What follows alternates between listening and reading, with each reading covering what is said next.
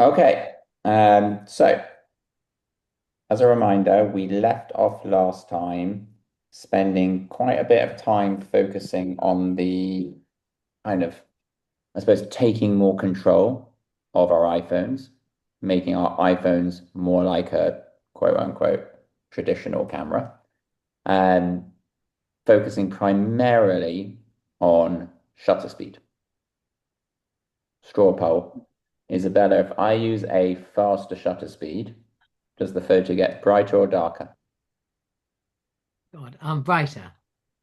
No, By the way, darker. There you go. it's I 50. know if you push it to the right, it goes very light. Yeah, good. Right is bright, exactly. But what on the iPhone, when you push it to the right, you are slowing down the shutter speed.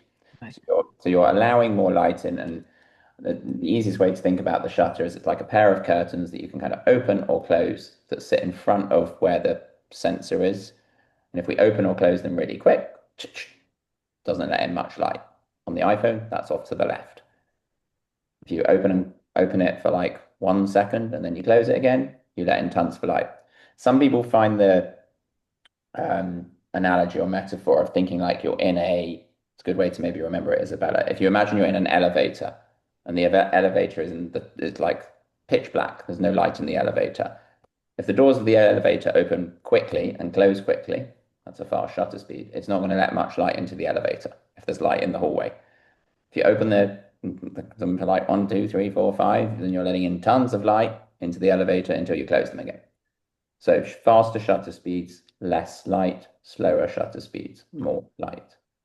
And as a reminder, the reason why we see it on our phones in the Lightroom app as SEC is because that means seconds, because shutter speed is measured as an increment of time. And in most cases, especially on your iPhones, it's measured as a fraction of a second. So when you slide it all the way over to the left, when you hit SEC, and you can practice now, you can have a look at your phones as a reminder, you'll see the fraction that says 1/10,000.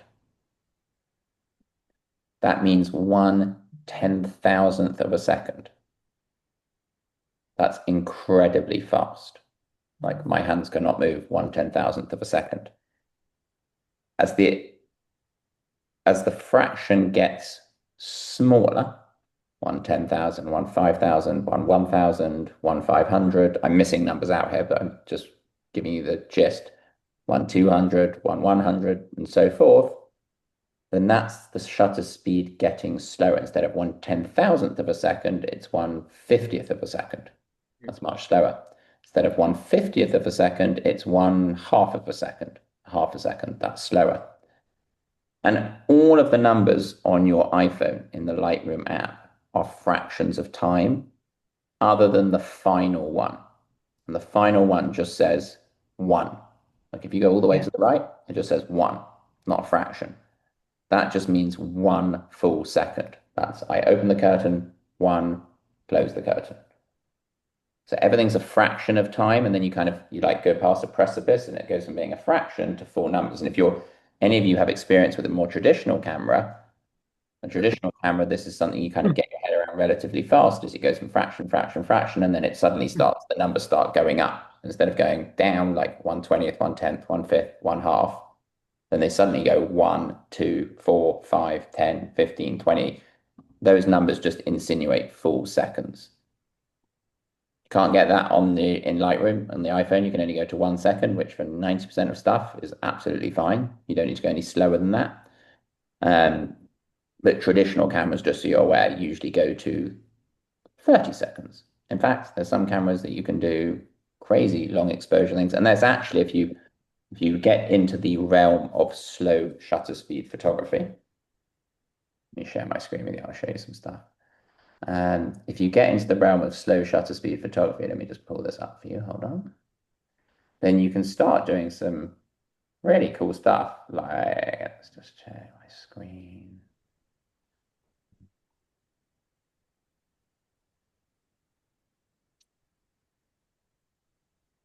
Like you'll see pictures sometimes that look like, can you guys see my screen? Hmm. Yes. Yeah, Yes. you'll see pictures that look like this. This is not Photoshopped, but it helps you understand the concept. You can't do this on the iPhone, but it doesn't matter. So the photographer here has taken like a 5 hour exposure. So essentially, Mm. they set their camera, they put it in like on a tripod because otherwise you'd see the movement of your hand. And they've like left it in a field basically overnight in the desert. All these pictures the same. And what you're seeing here is you're seeing the slower the shutter speed, like that's relatively slow, but not really slow. But that's same here. This is kind of slow, but not really slow. But if you go really slow, 5, 6, 7, 8 hours, and some people, this is all they do. They get completely obsessed with astrophotography, and it's pretty cool what you can do. You're seeing here the curvature of the Earth. You're seeing the rotation of the Mm. Earth. So you're seeing the movement of the stars over a period of time. Because when we use slow shutter speeds, what we're doing is and you're going to see this in some of the pictures that you guys sent me. So I know some of you had some issues and we'll deal with those in a minute. But the key with slow shutter speed is you're letting in more light. When you let in more light, you have what we call more, get my pen out here, more light equals more.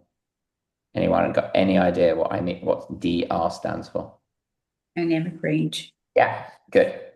So more dynamic range. That means we see more light from the darkest of the darks to the brightest of the brights. Classic example, the easiest one that I always show people is if any of you have been fortunate enough to see the Northern Lights. Any of you seen the Northern Lights? Any of you guys seen the Northern Lights before? Yes, I have. Yes. Yeah. Yes. Mhm. So for those of you who've seen them, they're bright, but they're not usually as bright as you see them in the photos. Mm-mm. Most people think, oh, the photographer's just gone into Photoshop and they've boosted all the colors. They actually haven't. All they've done is they've showed a period of time. So our eyes, as an example, our eyes see at a shutter speed of roughly 1/100th of a second. So we don't see like stuff moving like in slow motion, but we also don't see a hummingbird frozen. We kind of see about 1/100th, which is why by far and away, the most common settings that the iPhone defaults to is a shutter speed of 1/100 when it's on automatic, because it just wants to see the world how you see the world. But for something like the Northern Lights, where the lights are dancing across the sky and like there's greens and then there's purples and then there's reds, if you show a period of time, here I'm going to just make something up. I'm guessing this is probably about 10 seconds. Then all that light that happens in that 10 seconds, when you get more light and you get more dynamic range, you also get more color. Sorry, that should be equals more color. That's why they look brighter. The always slow shutter speeds equate to more color, and they also equate to more contrast. Sorry about my writing in here, and more clarity. So more light equals more dynamic range, which equals, I usually call these the 3 C's. More color, more contrast, more clarity.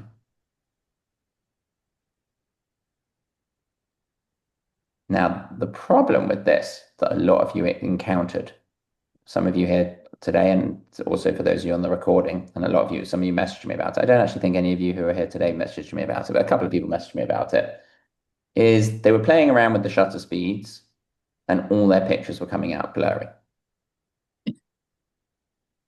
And the reason that they're coming out blurry wasn't necessarily, I'll show you a good example.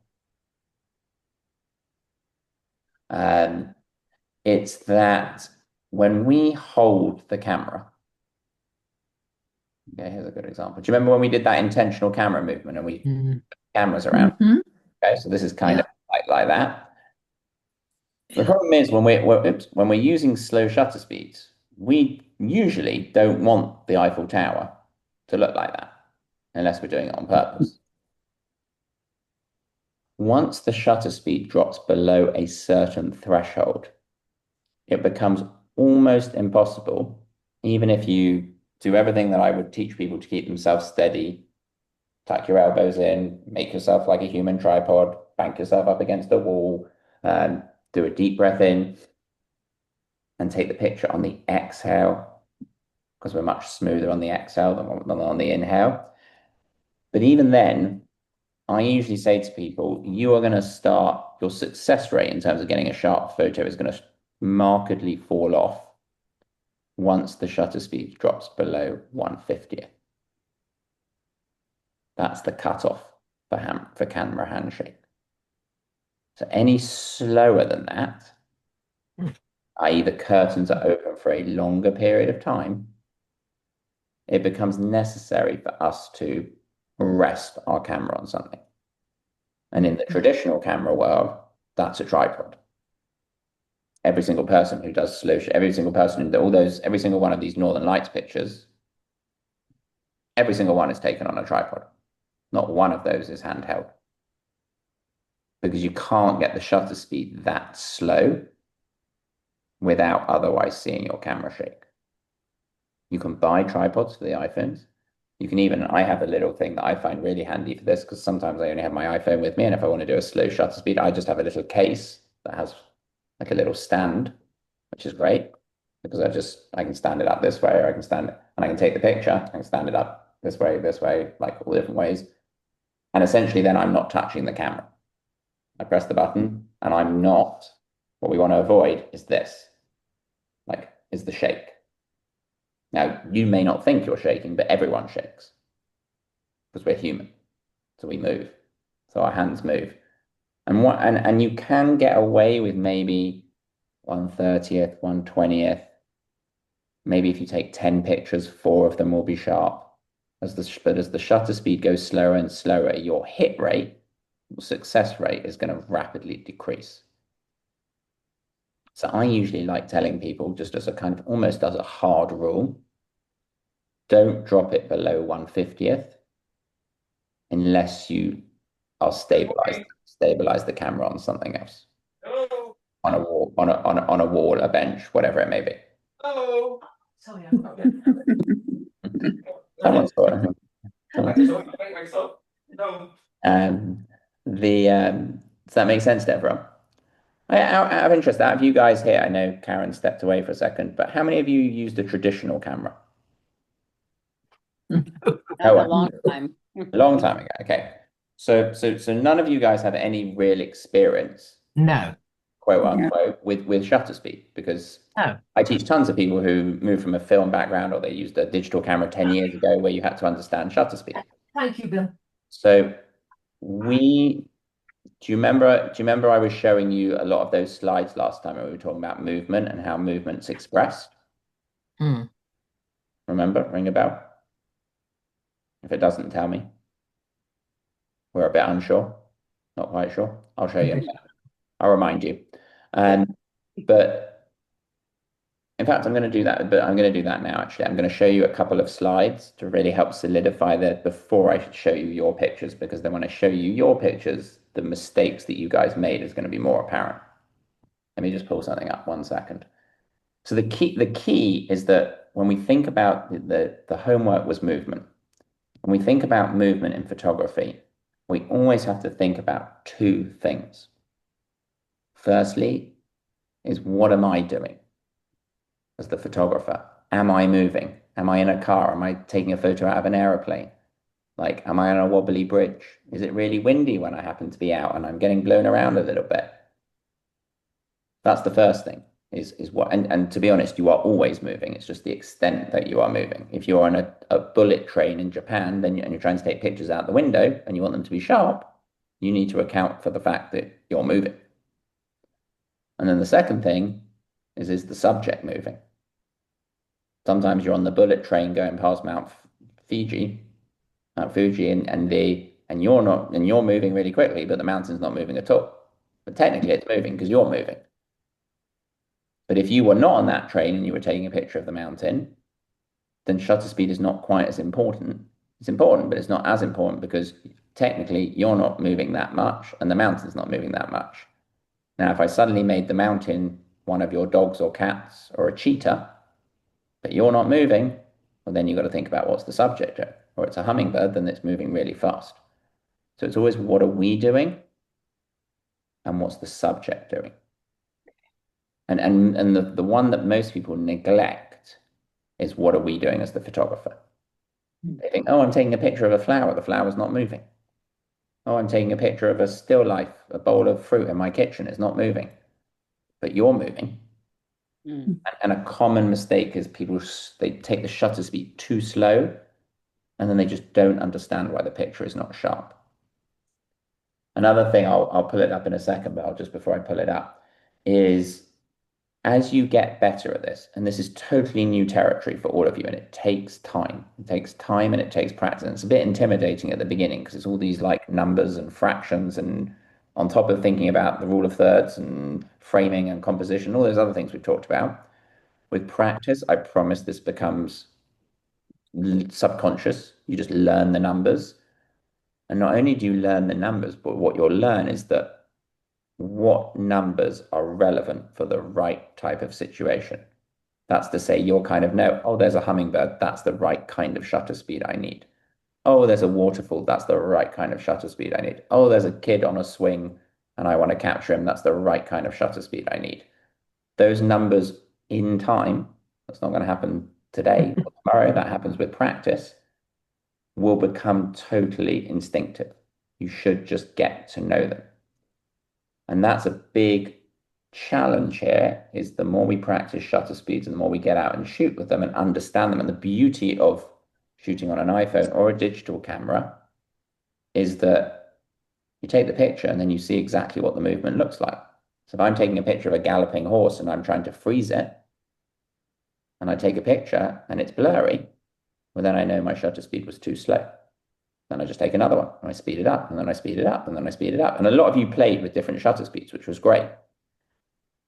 But I feel like I need to set a little bit more of the technical framework, which I'm going to just pull up some slides here. And we'll have a look at this, especially given that you guys don't have a traditional camera background, which is fine. But I just want to make sure that we're all on a level playing field here and we understand exactly what it's doing. So let me share this with you. Okay, so some of this I've already mentioned, and feel free to take pictures of the slides, make notes, do whatever you want. If I'm going too fast, please stop me. If I'm covering something you already know, say, hey, Adam, we already know this is a group, but I got to make sure you're all on the same level. So, I mentioned this already, and this is why it's called SEC on your Lightroom app, is because shutter is measured as the amount of time the shutter is opened. Sec in Lightroom equals seconds. How many seconds is the shutter open for? And if we were to slice open a camera, and I'm just going to imagine this is your iPhone, but I'm just drawing it like a more traditional camera because it makes more sense. Light is coming in to your camera from here. This is light coming in. Right at the back of your camera, of your iPhone, if I chopped it in half and had a look inside, right along the back, you have something called the sensor. And the sensor is where the photo is theoretically exposed, where it's created. In the olden days, that's a piece of film. Now it's a digital sensor. The shutter sits right in front of the sensor. So this is the shutter. So if you imagine that this can open and close, and we can just control how quickly it opens and closes, the main job of shutter speed is to control how much light gets into our camera, how bright or dark, to use the photography word, our exposure is. Faster shutter speeds, not much light. Slower shutter speeds, tons more light. We're just opening those like elevator doors and letting all the light flood in. And may I ask a question? Yeah, of course. Again, on the phone, just Yeah, to repeat, um, going to the right um, opens it more. yeah, slows So it, you have slows it. slower, Mhm. a slower speed. Absolutely. Look at the fraction as you slide it. Look at the top of Yeah. that you can see. You're going to see, and I'm going to put some fractions up on the screen in a minute. Yes. You're going to see it's going to go from 1 10,000 one. Again, Yeah. I'm not doing every fraction. But it's going to go 1 10,000 1 5,000 Yeah. 1,000 1 500. That's it getting slower. Okay. You see the number. Iris, you look like you have a question. Yes, I'm not quite sure. Would you be able to show it to us on the camera? Oh, sure. As in you're not sure where to find it. Absolutely. Yeah. Yeah, of course. So as a reminder to everyone, if you open the Lightroom app on your phone, Okay. okay, and if you you should see it down at the bottom. You should see three words: device, Lightroom, and community. Yes. And we're going to make sure that Lightroom is checked in blue, the middle one, down at the bottom. Just touch it so it's blue. No, I only have edits and Yeah. community. Oh yeah, a few of you on the older iPhone, I remember. An older iPhone. Hold on because we figured this out, I remember, with Isabella's phone last time where she Yeah. had to go. Isabella, remind me, what do you see on the bottom of your phone? Okay. On the left, device, then edits, and then So community. it's device. Yeah, For mine too. you guys, it's device. For everyone else, it's Lightroom down at the bottom. So Iris, if you hit on device, and Isabella device, everyone else, if you see device, Okay. actually, hold on, I got you, Marietta. One sec. I'm gonna share my screen. So I'm gonna unshare so you guys. I'm gonna turn off my blur so you can see me big. Go for it, Marietta. Okay, so I have a 17, but Yeah. I'm seeing the same thing as the older phones. I'm not seeing Lightroom down there. No, it doesn't matter. I mean, it just means you've got the older version of the app. So, Mhm. sorry, I got How that. do you update the app? Do you just It should update automatically, but if you go to the App Store and yeah, down at the bottom, there's updates. Again, it's not essential as long as you can get to the camera right now. But if you go to I'll show you. Here's the App Store. Okay, when you're in the App Store, here's the App Store, right? When you're in the App Store, I've got to remember how to do it because I have mine turned on, so it should do it automatically. Yeah. So when you're in I'm going to try and do this upside down. When you're in the App Store, you should have your initials at the top here. yeah. You click on it, then you click on Apps, and then My Apps. And for those of you in Lightroom, don't really worry about it. And then you're going to navigate your way down to Lightroom, which is going to be somewhere there in your list. You're going to have a big list. Yeah. And if it hasn't been updated, it should say update next to it. Okay. Let me do that But one. don't worry about it, Marietta. You're fine. As long as you can see device down at the bottom, then we can get to the camera. It really doesn't matter. There's no extra. You're not missing out on anything. Okay. So let's go back. Let's go back to Lightroom on the phone. Yeah. Okay. Okay, and we're going to either hit device or Lightroom, depending on what you got. And then what I want you to get is I want you to get to the point where you see this blue camera. Oh, I had that before. And if for some reason it disappears, it sometimes disappears. Just take your finger and just scroll it a little, just push it up or down, and you'll see it come back. It's in the bottom left. It's right there. Mhm. Okay, then I want you to click on that to open the camera. Okay, everyone with me? You've got the camera open? Yes. Oh, and Iris, where are you? Tell me where you're at. I'm still with the edit, with the Okay, so device edit community. hit device on the bottom left. Yes. Okay, and then you should see when you hit device on the bottom left, Uh-huh. you probably don't see any photos in here because you haven't taken that many, so don't worry about that. But you should see if you scroll your finger kind of up or down, can you see how that's it's gone and then it comes back? But Mhm. so I drag your finger up and down and see if you see the blue icon of a camera down here. That's I know it's there, but I don't have it. I only have the photos. Iris, do me a favor, just lift Hold it. on. Can I help her? Yeah, sure, go for it. Iris, press Yeah. on edits, Yeah. right? Yeah. If you do that, you'll then see your camera. Oh, there it is. Oh, it's on edits, not on device. So I'm taking it to the Yeah, wrong place. brilliant. There we go. Okay. Thank you. Sorry, I thought. Okay, good. So if we all are on the camera, so we're like this, see the camera. As a reminder, down on the bottom where we take the picture, next to it, we want to make sure we see the word pro.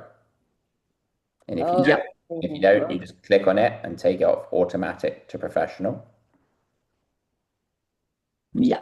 Okay, good. You there, Iris? You with us? Yeah. And then that gives these all these sliders at the, like these options at the top.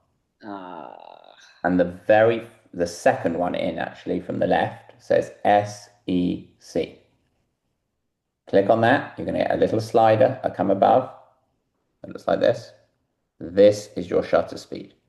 When you change this, and if you look at the top, you're going to see this fraction. Sorry, it's a bit blurred there. But all I'm doing is I'm just sliding my finger right and left. Look at me getting brighter or darker. Yeah. And you're going to see at the top a fraction that says shutter speed. Yeah. You lost me. Lost you again? Iris. Yes, I know. Iris, you can do it. Where are you up to? Show us your camera. The team effort. I'm still one bag exposure. Okay, Auto. so one to the right of exposure says SEC. Well, yes, I do. Okay. Then hit on SEC. Okay. Okay, and then you get a slider. Got it. And then you slide the slider, and then look at the Yes. top up here. And you'll see as you slide the slider, you're going to see in yellow, it's going to say shutter speed, and it's going to change. You there? You got it? Okay. I'm giggling. I feel like a schoolgirl, hoping the teacher won't see me. No, it's okay. Don't worry. Okay. All right. We're all there now. Marietta, you there? Mhm. Okay, great. So let me reshare my screen and let's talk a little about, not going to go too deep, but let's talk a little bit about the theory of shutter speed, what it actually is. So let me just share my screen again. Let's share this. Okay, so I just drew that picture of the camera. I can't get it back up. But the shutter sits just in front of the sensor. Really important to understand. And its primary job is it controls how much light gets to your camera. It's measured in seconds. We know that already. Don't worry about this. Don't need to know about it for the time being. It's totally irrelevant to you guys. What I do need you to know is that slower shutter speeds equal brighter,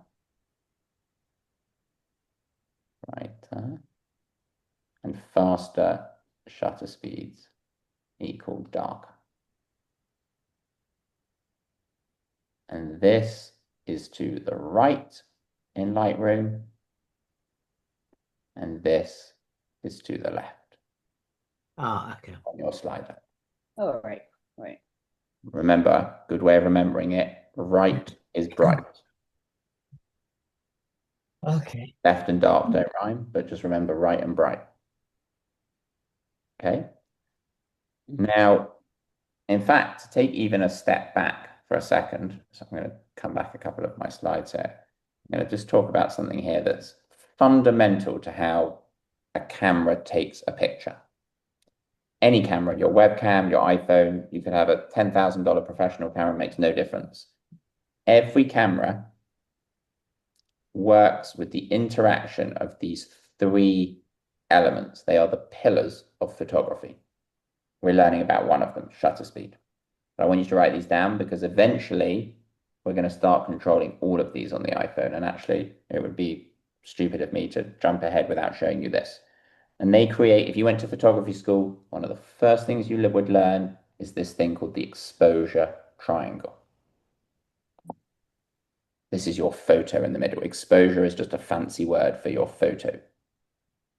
Creating an exposure could be interchangeable with creating a photo. And what the shutter speed, ISO, and aperture control is their primary job, all three of them, their main objective is how much light gets to the camera. Their main job is they control the brightness or darkness of your photo.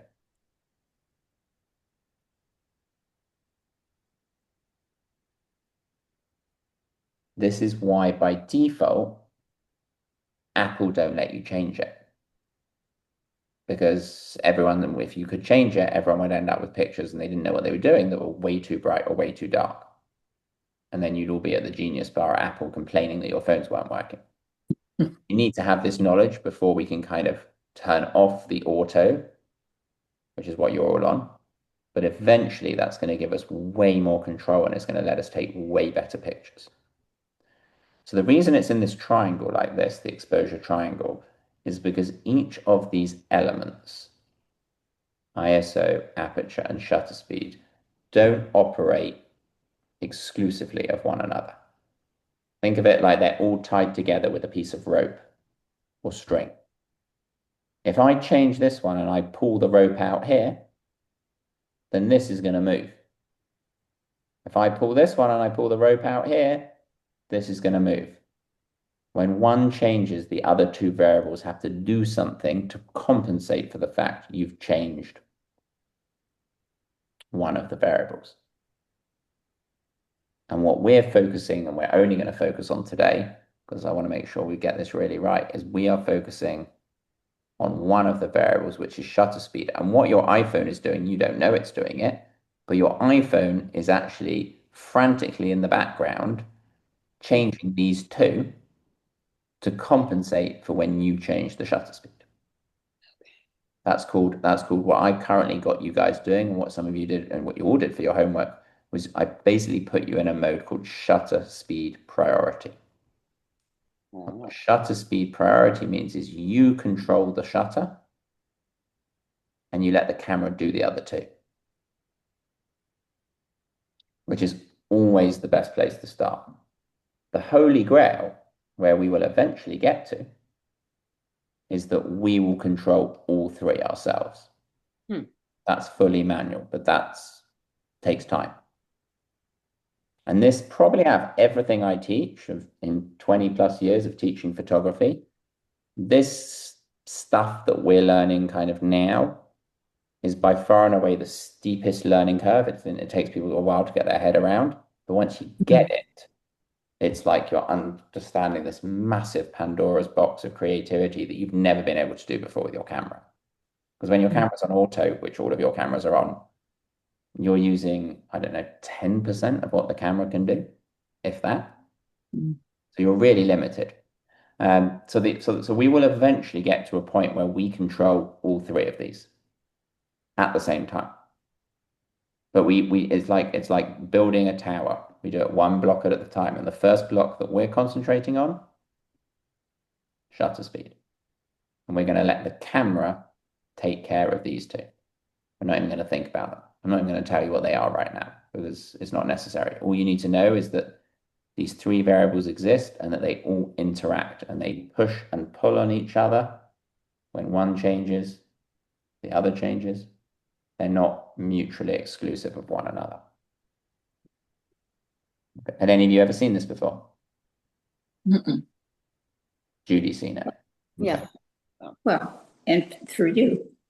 Oh, through me? Yeah, you would have seen it through me, maybe. So this is something that I talk about a lot. It's the technical foundation of how to take photos, especially if you're using a camera. Okay, so here's a good way to think about it.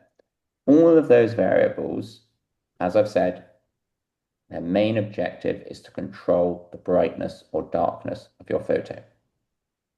But they all have what I'd like to call a creative side effect. They do something to your photo other than just control how bright or dark it is.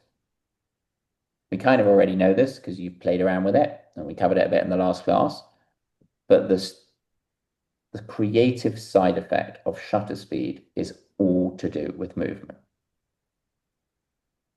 It's how is movement expressed in our photo.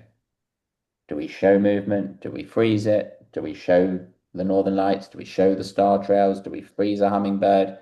All of that is controlled by having the correct shutter speed. I cannot tell you how many people have come to me over the last 20 years and been like, I try to take pictures of my kids' sports or my dog running in a field, and I've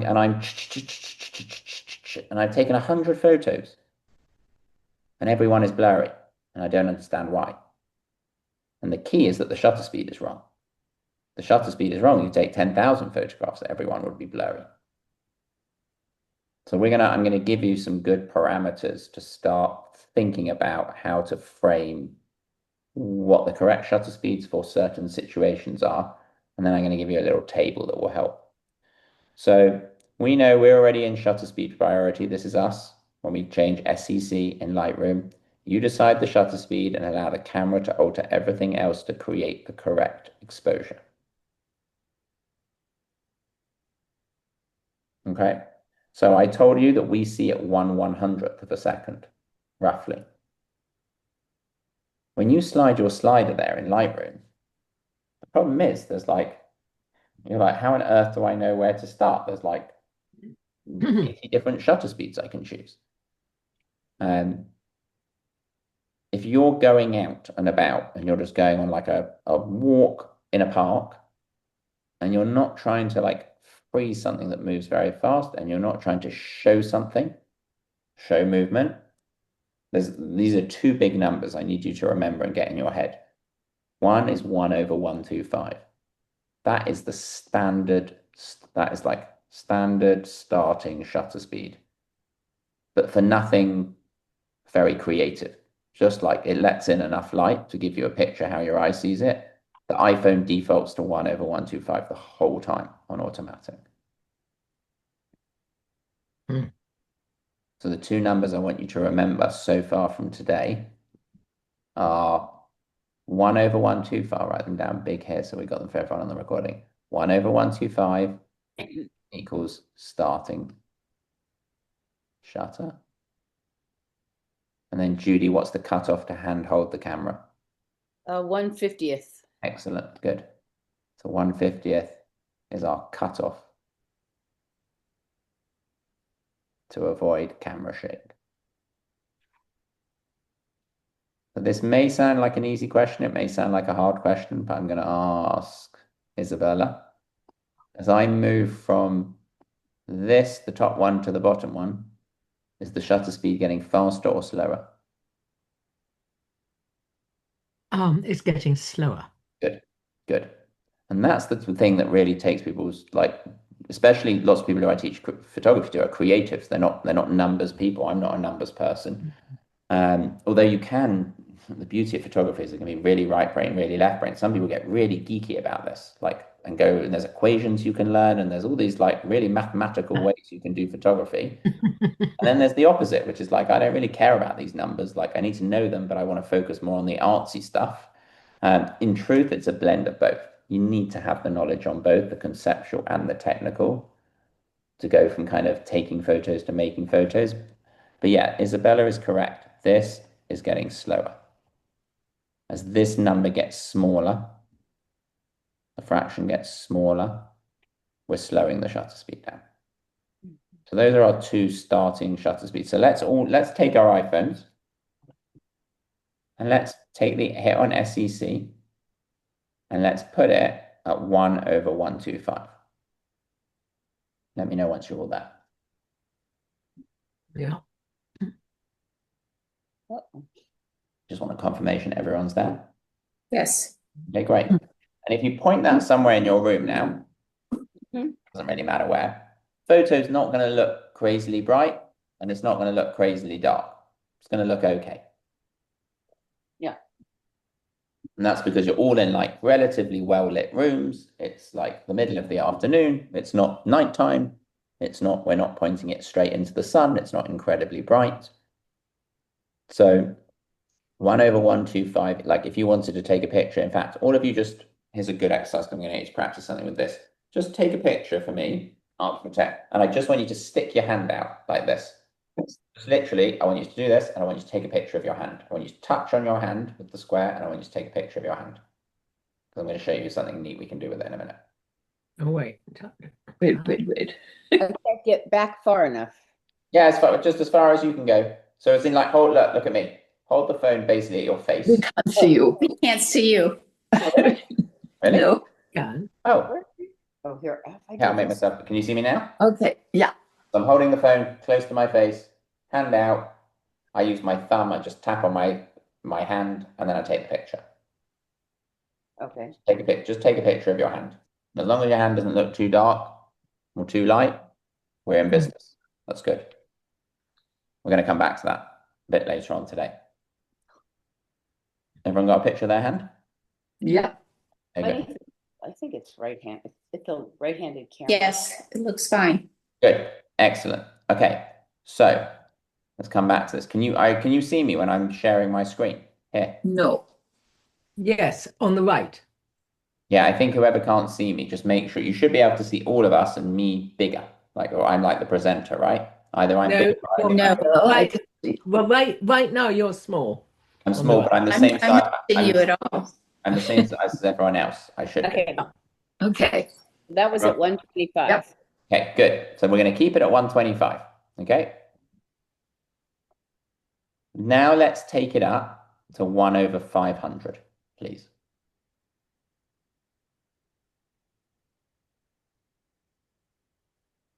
Let me know once you're there. Okay. Okay. So did that involve us sliding to the right or sliding to the left? Left. Good. Exactly. So theoretically, what should have happened there is your photo should have got darker. Mhm. But my guess is that didn't happen for any of you. It stayed the same. And that's because the other things, which we'll learn about later down the road, are changing to compensate for the fact that you've sped up the shutter. Mm. Don't be thrown by Adam saying, oh, when I use a faster shutter speed, the picture is going to be darker, and I don't understand why my picture's not getting darker. It's because at the moment, in that exposure triangle that I just shared with you, the other two variables noticeably, you can see them down at the bottom. One says Yeah. ISO and there's aperture. Those are on auto. Those are changing, yes. They're changing, like constantly flittering. Okay, Isabella? Yeah. I'm looking at both my photos, and Yeah. actually the second one is a little darker. It's just not catching up. Sometimes it's a teeny bit darker, but from you going from 1125 to 1500, it would be getting considerably darker. Okay. Because what's happening is the camera, every time you take a photo, the camera is making a new decision. Like the computer and the camera is like trying to compensate.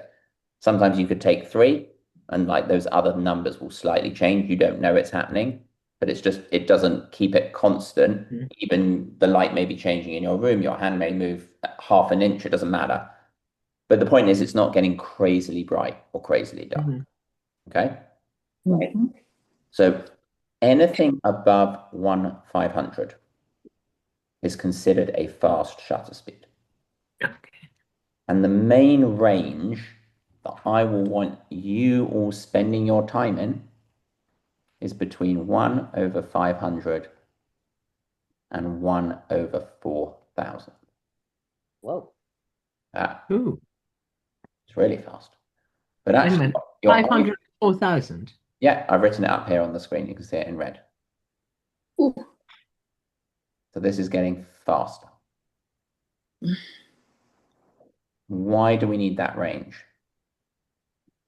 Well, the faster something's moving, Yeah. the faster the shutter speed we need to freeze it. So I started my career as a photographer 22 years ago, shooting college and professional sport. Hmm. I lived my whole life was spent in the fast shutter speed world because I was photographing athletes who were moving incredibly fast, and I had to make them look like they weren't moving. Mhm. Same for wildlife photographers. You're a wildlife photographer. I've taught so many bird workshops. And I'm teaching a bird photography workshop. Everyone wants, I think, a very fast shutter speed because they want to freeze and you're going to see some of you shared some pictures of birds, which will be interesting to look at. But it will be even more interesting once we've learned these numbers. So your iPhone goes up to 1/10,000.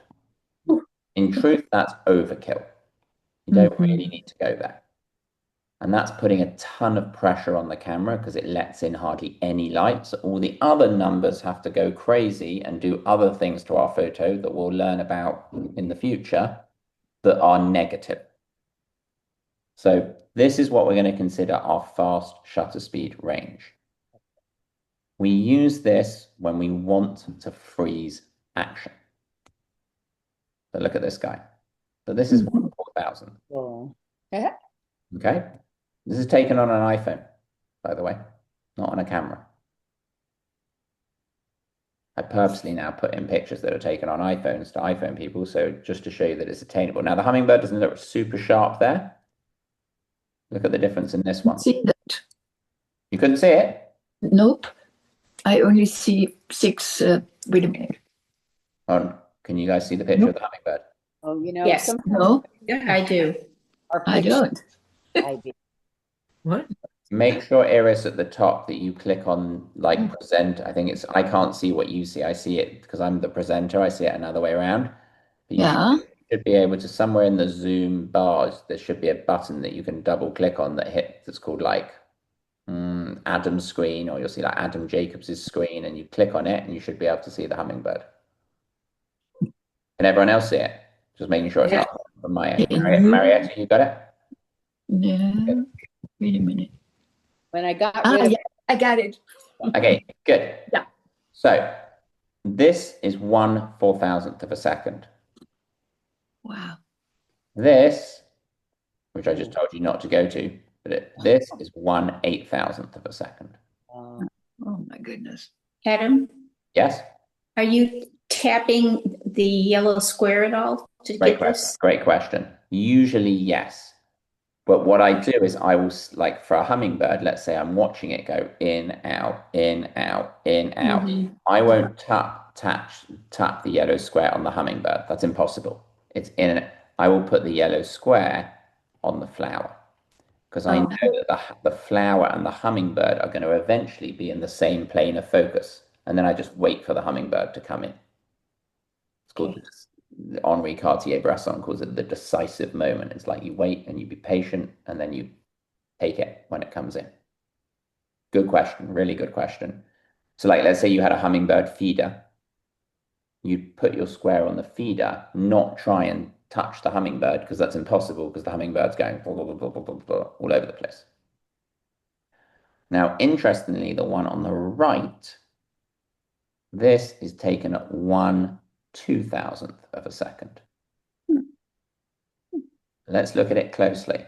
Why do we think that the bird here is sharp, but the wings are a little bit blurry? Light. Nope. I'll give you a clue. What's the difference between the bird's body and the bird's wings? Oh, the depth of field. Nope. Oh, no? Okay. Think about what faster. you got it. That's it. What? The wings are moving quicker. Mm, So if you think about it, the bird's body is kind of here, but its wings are going like really, really fast. of course. So this shutter speed was fast enough, and I put this picture here on purpose to make people think about this. This shutter speed was fast enough to freeze the body, but it wasn't fast enough to freeze the wings. Okay. And the general rule of thumb, I want you to write this down. This is really important, especially once you learn the numbers. And I know we're going really technical here, but this is really important. It's like photography 101. And I'll reinforce and we'll keep on going over it in like future classes. But this is the thing to write down. You always want to set your shutter speed to the fastest anticipated movement of your subject.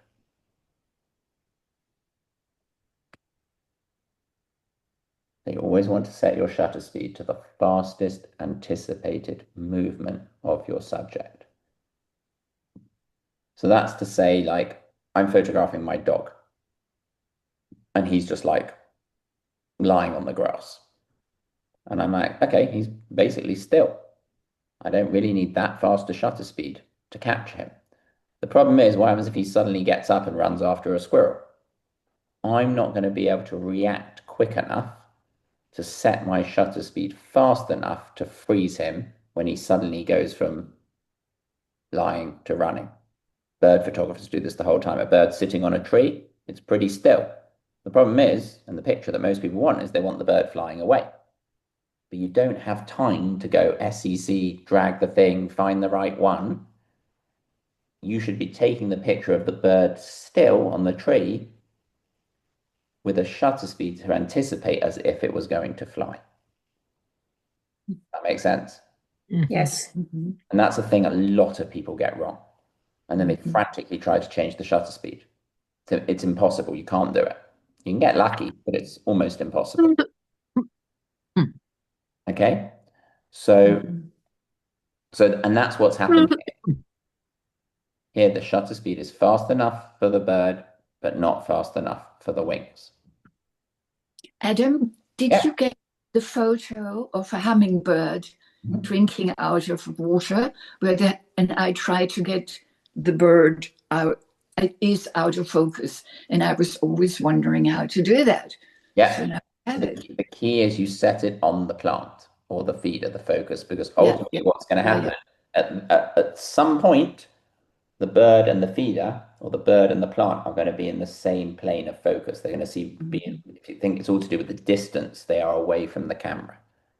The mistake, and people make this mistake with traditional cameras where you have like a square that you can move around with a little joystick, and they'll try and follow the hummingbird. And it's impossible.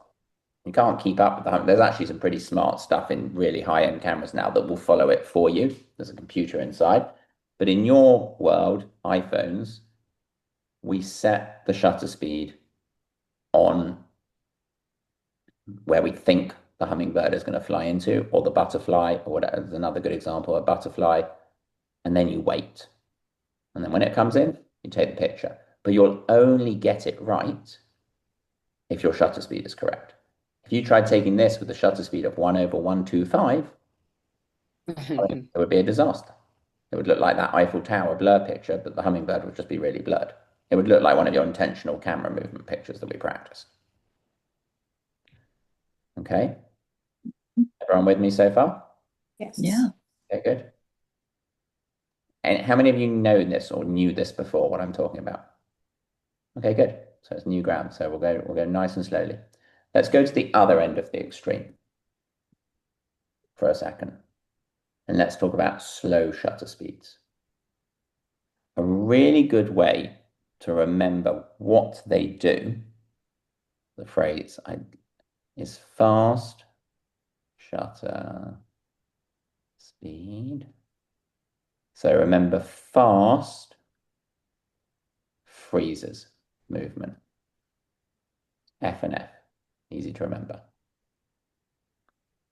Slow shutter speed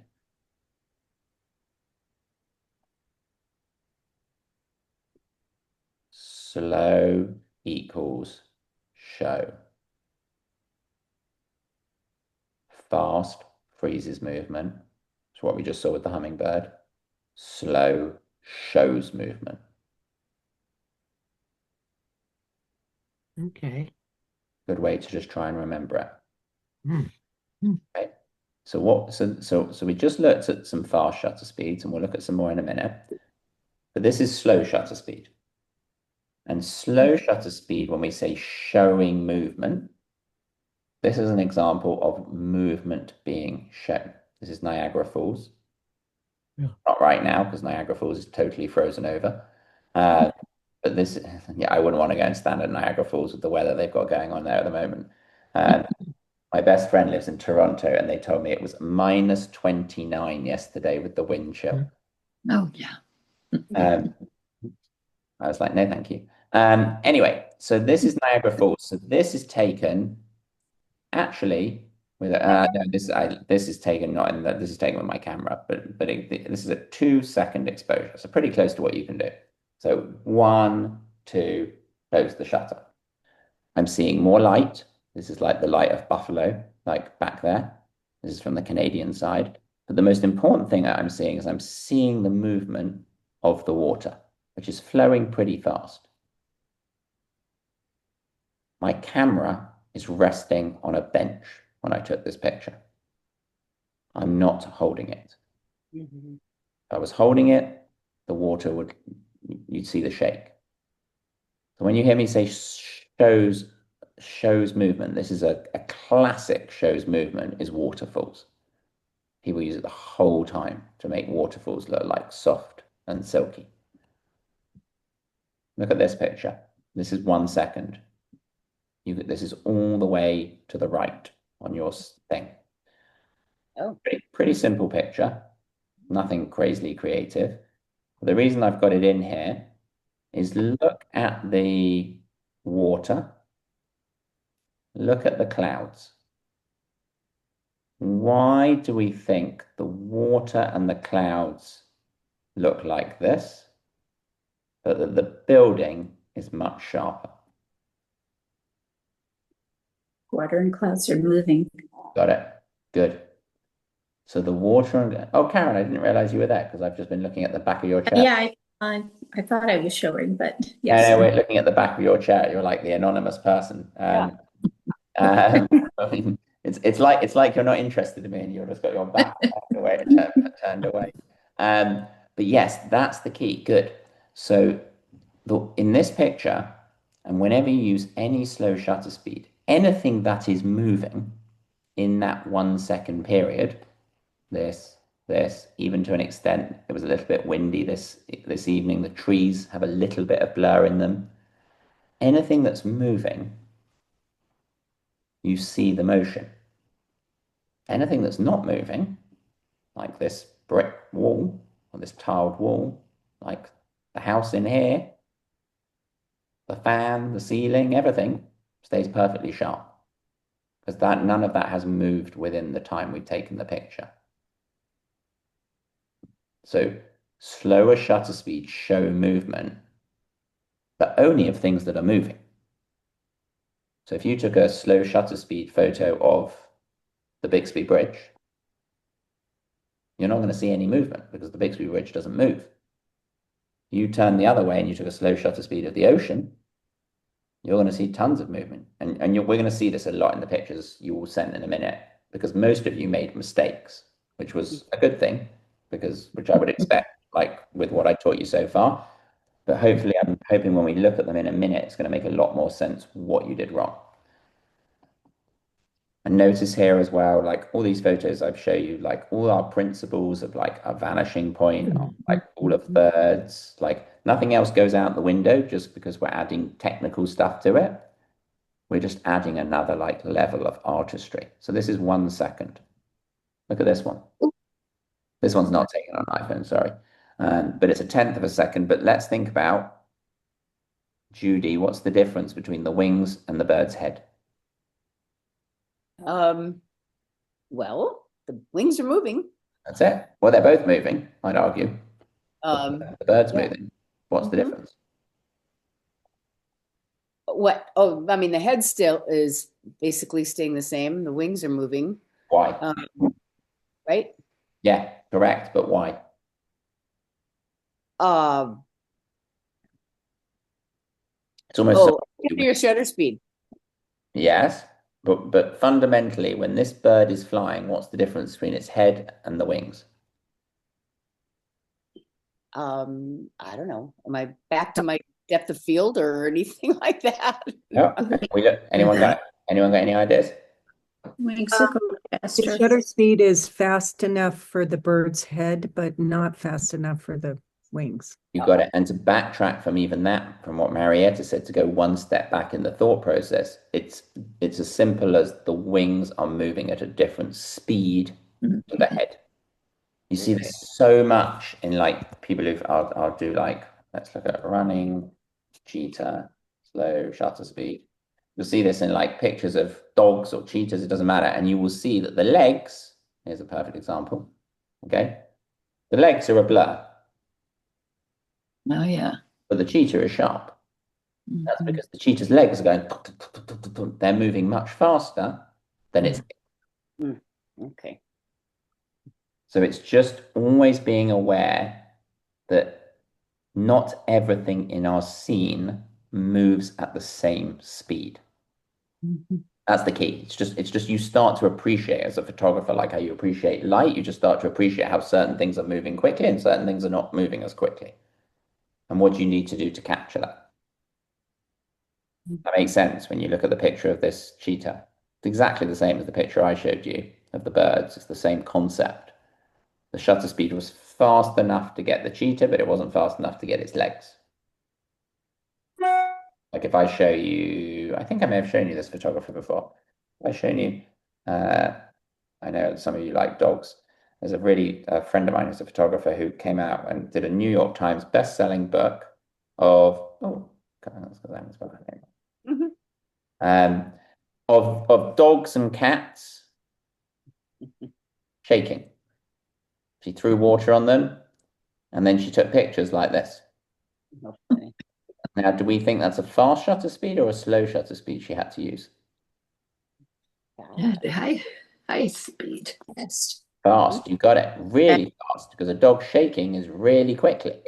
No Mm. blur. Yeah. And there's no, but she had this idea and she's like spun like a million like books and calendars and mugs and she sells all kinds of stuff with you like a breed of dog, she's taking a picture of it shaking, but with a very fast shutter speed. Remember, fast freezes motion, slow shows. Notice as well how she's got down to the level of the animal. In almost all these pictures, you're looking straight into the eyes of the cat or the dog.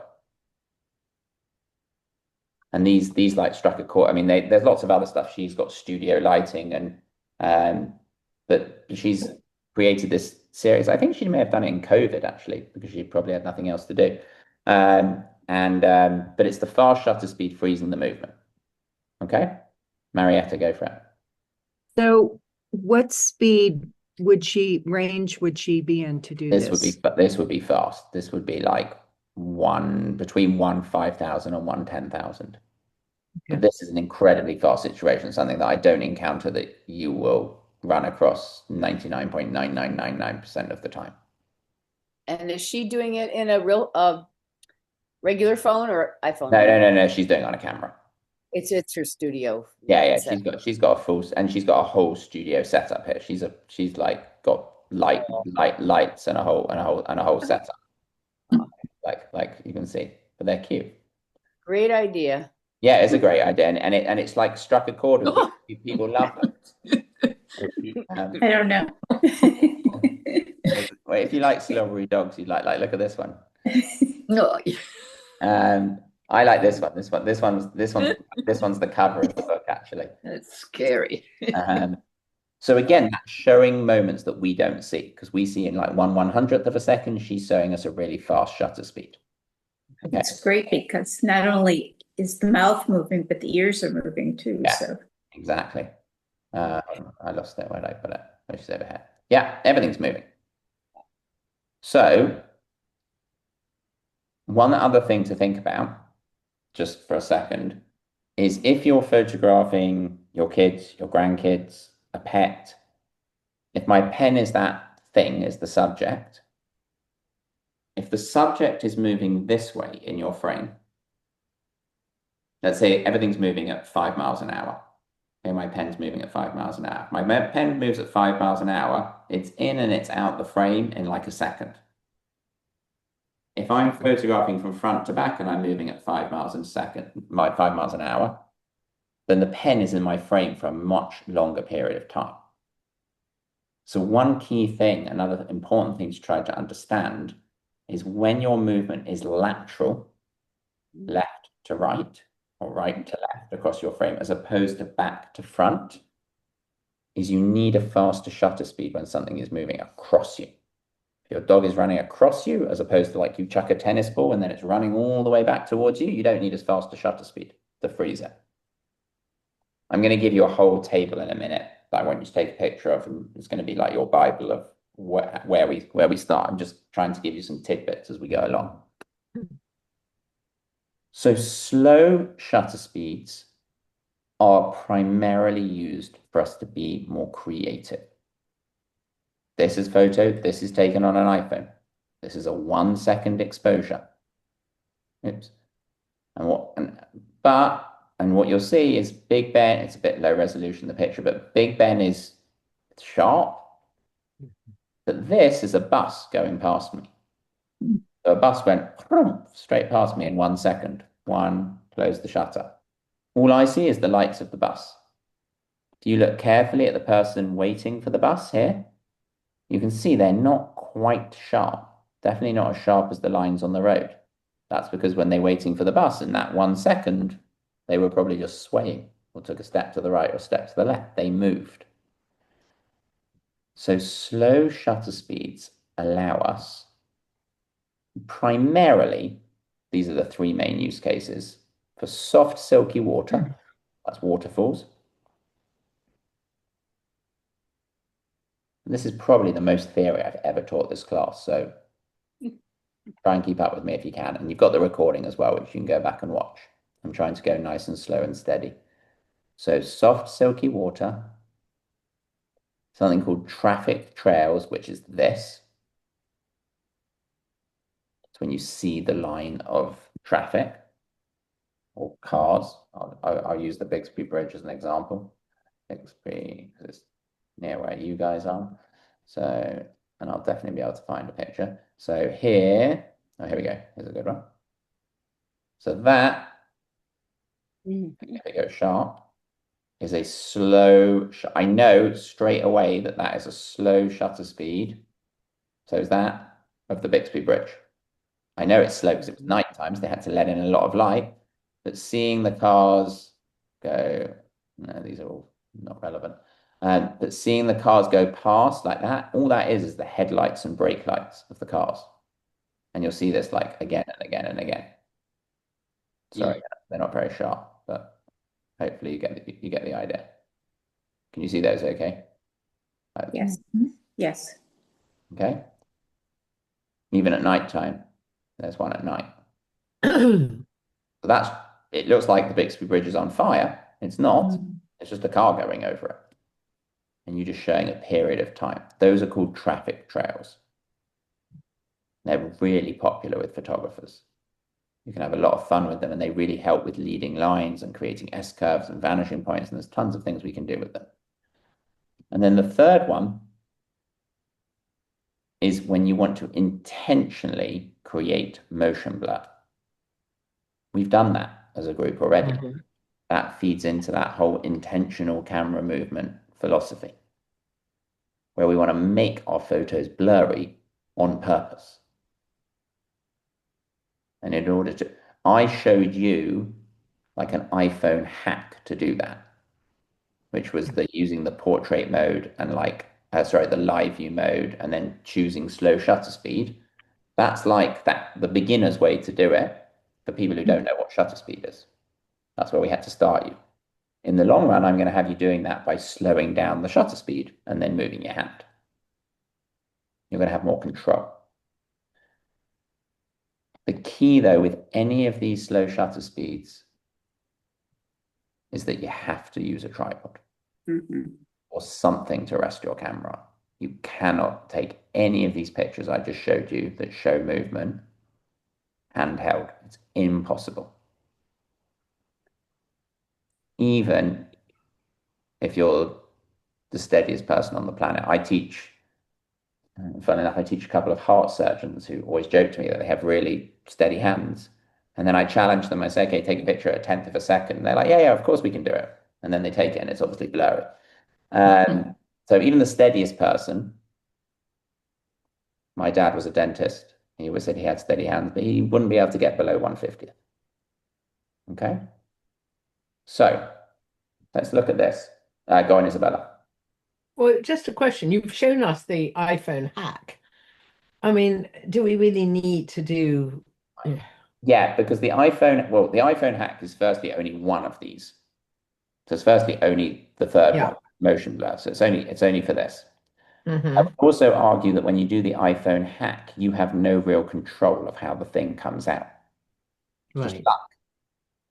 When you control the shutter speed, The slower the shutter speed you do, the more movement you see. The faster shutter speed you do, even though it's still a slow shutter speed, the less movement you see. So you can control the type of intentional camera movement photo you create. Mhm. So I would argue that there is a big upside, even though it's a steep learning curve and it doesn't seem as like easy as just going into live mode and waving your camera around. But in the long run, when you learn these, which you will, it's going to make your life infinitely easier to create better photographs. It's just hard at the beginning, like anything. It's like teaching someone how to drive a stick car. If you've never done it before, it's really hard. Like, why don't I just drive an automatic car? Fine. But as you learn it, your foot goes down on the clutch, you change the gear stick, like everything happens without you even thinking. This is exactly the same. It just takes practice. Mm. So let's look at these ducks. Okay, Iris, tell me as I go across my arrow like this, is the shutter speed getting faster or slower? And the clue is don't even worry so much about the numbers. Look at the duck.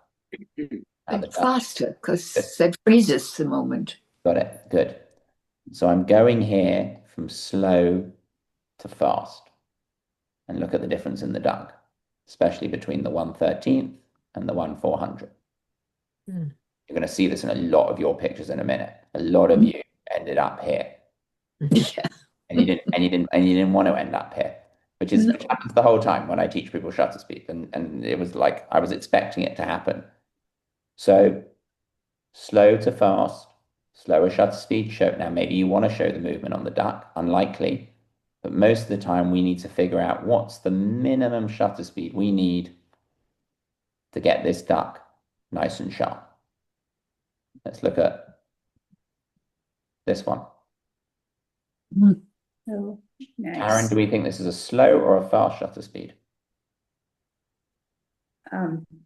That's a faster one. Try No, again. I know them. Oh, Look at the water. Yeah, no, slower. slow, yeah. So this is crazy. So this one is a guy called Patrick Smith. He just does coasts up and down the west. He just does coastal photography, seascapes on the west coast. Hmm. 5-minute exposure. Oh my goodness. So the Pacific is kind of going like this, but it just looks like mist. Looks like fog. Wow. Now, why do we think the posts still look sharp though? He's on a tripod. Because they're not moving. They're not moving. That's the key. Yes, we're on a tripod, Judy, correct. But the posts, I could have taken this for 4 hours and the post would still be sharp because they're not moving. Look at the clouds. Look at the movement in the clouds. Now, the one thing he's done here is he's photoshopped in the sun because you would have seen the sun coming down like this. He's put it right at the end of the vanishing point. Oh, yes. And the reason I'm showing, there's a lot of symmetry in this photo, talking about symmetry. But the reason I'm showing this to you is because of the slow shutter speed and showing you what it does to the picture. I guess the tripod means to me that it's staying. Yeah, absolutely. Yeah. Because if you would have tried to take this picture handheld, everything would have been blurry, including the posts. The tripod means that anything that doesn't move is nice and still. In fact, and anything that does move, you're going to see the motion. Okay, look at this Ferris wheel. I'm showing you lots of examples here just to try to drive it home. Uh-huh. Which one's the faster shutter speed, the left or the right? Well, Which one? Iris? yeah, the left. Left. Good. Yeah, definitely. So this is the faster one. They're both they're both not that fast, but this one we're kind of getting the movement, but not really. Then when we slow it down to, this is actually 4 seconds. You can't do this on your iPhone, but it'll be the same at 1 second. You're seeing the motion of the wheel. Slower shutter speed shows it. Faster shutter speed freezes it. Okay, this is the key. I want you to take a picture of this. Once I'm gonna do some you can take a picture of it now, and I'm gonna draw some stuff over it. Take a picture of it first. Come on, camera. Jeez. Oh, there we go. Okay. So, Karen, tell me, is this going from I go down my arrow here. Am I going from slow to fast or fast to slow? I'm sorry, you're going faster. I'm going faster. You got it. So this is slow and this is fast. Good. Now with our iPhones, we can only go to 1 second. So we'll cross that out. So we'll do 1 second here. So we'll make it relevant to our Lightroom app. So everything that I'm going to put in my purple here, I would consider a slow shutter speed. So purple is going to be slow. So these are slow shutter speeds. So 1 second, night, we're not going to go there today, but night low light photos. That's like shooting the stars, shooting the moon, shooting the Bixby Bridge at night. 2 to half a second. So many people come to me and they're like, Adam, I want to know how to take a soft, silky picture of a waterfall because I'm going to, you know, the pictures I'm talking about where the water looks like all smooth and silky. I don't need to show you that. You know that. That's going to be somewhere, depending on how fast the water's moving, somewhere in the half a second range, 1/2, to add a silky look to flowing water. As we come faster from that and we go from 1/2 to a 30th, that's when we want to start adding just a little bit of blur to a photo, let's say. And sometimes we do it on purpose, like my daughter on a swing and I'm pushing her on the swing and I want her to see a little bit of the motion on the swing rather than just make her look like she's frozen. That would be me experimenting somewhere within this territory to add motion blur to the background of a moving subject. So all these purple ones are slow. The everyday run-of-the-mill ones that are like, we're not trying to do anything crazy creative and we're not trying to freeze, is in orange. We know that 1/50th, as a reminder, is our cutoff for hand holding the camera. And anywhere from 1/50th to 1/500, if you remember, I said a good starting point is 1/125. Don't worry too much about some of the words here because some of it isn't really relevant to you guys. But it's basically, you can think of it as like freezing everyday life. I'm like, I go on a vacation, I'm walking around London, there's like people, I'm in Manhattan, there's people walking up and down the street. I don't want them to look blurry. I want everyone to just look nice and crisp and sharp. But they're not running like cheetahs or flying like hummingbirds. They're just moving at like a normal pace. You're going to be somewhere in this territory to freeze every day. And then the minute you go above 500, up to, and our camera and our iPhone go all the way up to 10,000, but I'm capping it here at 4,000 because, to be honest, the likelihood where you'll need anything more is basically never. So this is really fast. And this is when we want to, if you went and stood on the side of a highway, don't go and stand on the side of a highway, but if you went and stood on the side of a busy road and you were photographing the cars going past you, you want to make the cars look like they're still, you've got to use a very fast shutter speed. If you're on a residential street where the cars are moving at 5 miles an hour, you don't need nearly as fast a shutter speed as if you're trying to freeze cars on the highway. Same with animals, same with pets, same with people. I have to use a much faster shutter speed to freeze my toddler than I would do to freeze my 95-year-old grandmother. She's just moving much faster. So this is kind of like, lots of people will always say to me, Adam, like, what's the exact shutter speed I want to take a picture of a kid on a swing? What's the exact shutter speed I want to take a picture of the waterfall? There's no one shutter speed.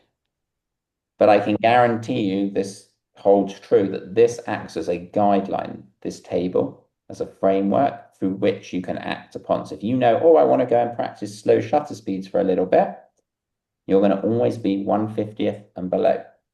If you want to practice fast shutter speeds, you can, an easy way to do this actually, and to see the differences, you can literally just go and run the tap in your kitchen and just take a picture of the water coming out. and just change the shutter speeds. Take one at 1/4000, one at 1/1000, one at 1/500, one at 100, one at 150, and one at 1 second, and the water will look totally different in every one of those pictures.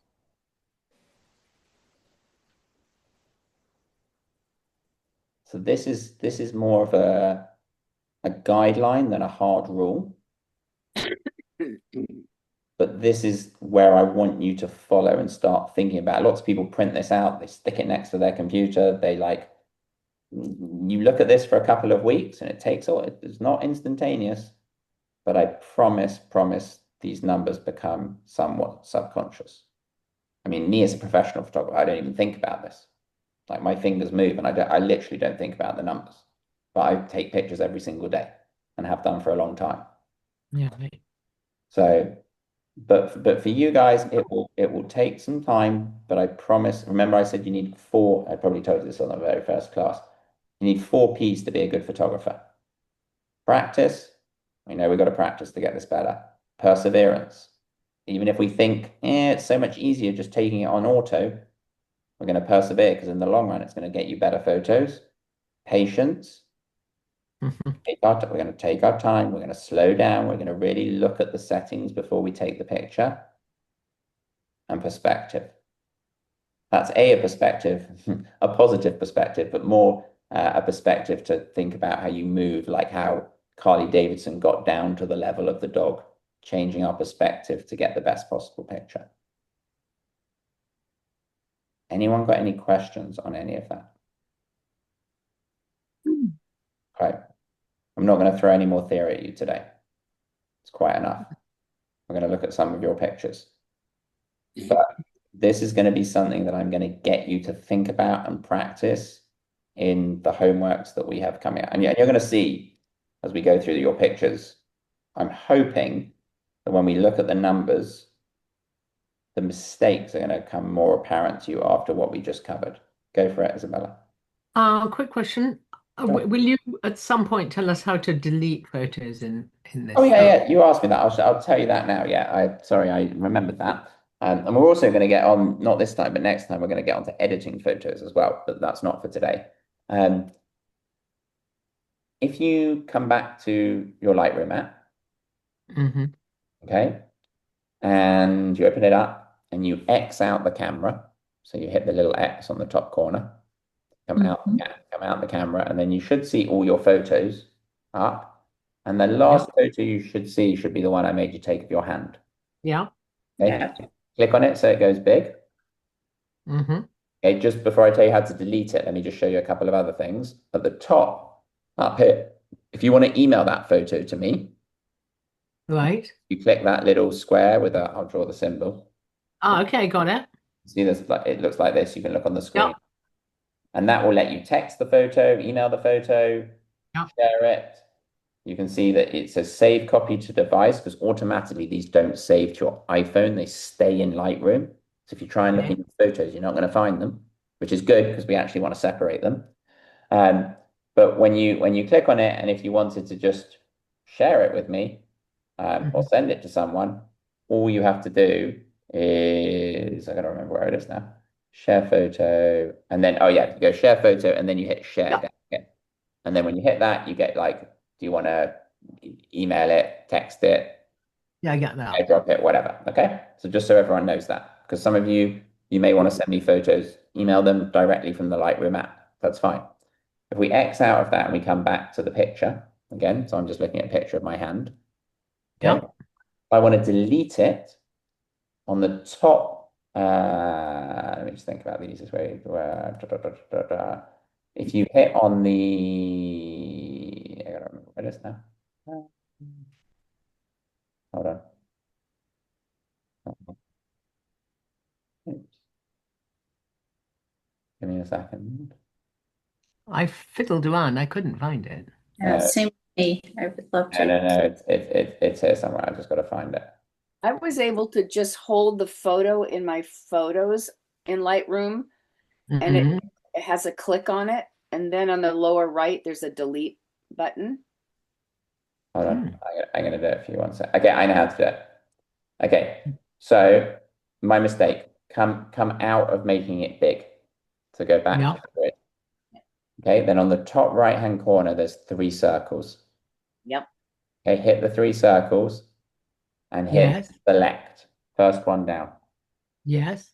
Okay, now tap on the picture you want to delete Yeah. and look on the Ah, bottom got right-hand it. corner, and there's a trash. I'm sorry, I'm not seeing 3 circles. Ah, Yeah. perfect.